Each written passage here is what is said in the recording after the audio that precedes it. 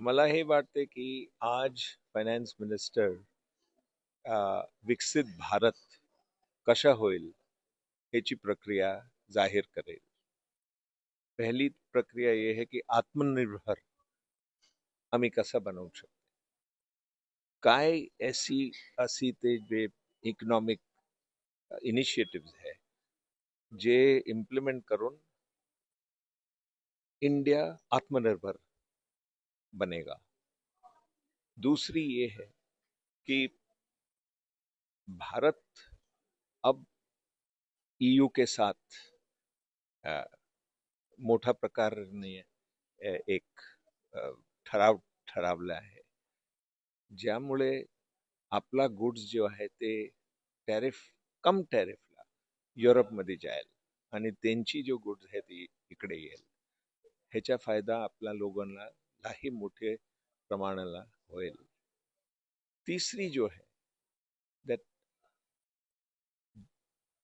India lead करेगी, क्योंकि अब $4 ट्रिलियन इकॉनॉमी इंडिया झाली आहे.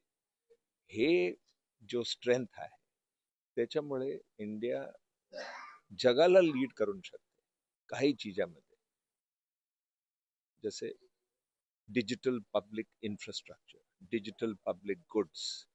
हे सगळी जो इंडियाने केळवलं आहे ते पुरी दुनियाला पाहिजे.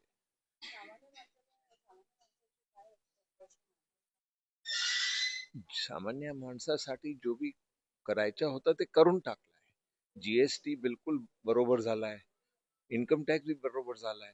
नया इनकम टैक्स एक्ट 1 अप्रैल लागू हो जाएगा.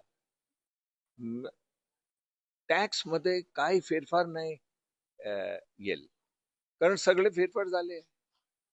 तर फेरफारला घेऊन कसे ट्रस्ट वाढवेल, ट्रस्ट टैक्स पेयर और टैक्स गैदरर के बीच, वो सबसे बड़ा इस बजट में है.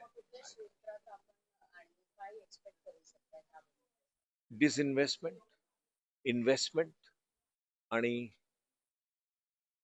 प्रायव्हेटायझेशन, हे तीन चीज हे बजेट मध्ये सगळ्यात ऊपर आहे.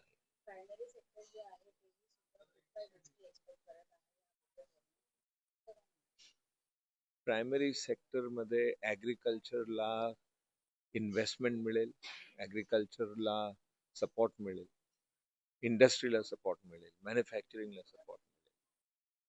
टॅक्स दर मध्ये काय फेरफार नाही व्हायचे, ते आशा सोडून द्यायची. इन्व्हेस्टमेंट कसा होईल हे बघायचे आणि डिसइन्व्हेस्टमेंट गव्हर्नमेंट कसा करेल ते बघायचे. शैलेश हरिभक्त.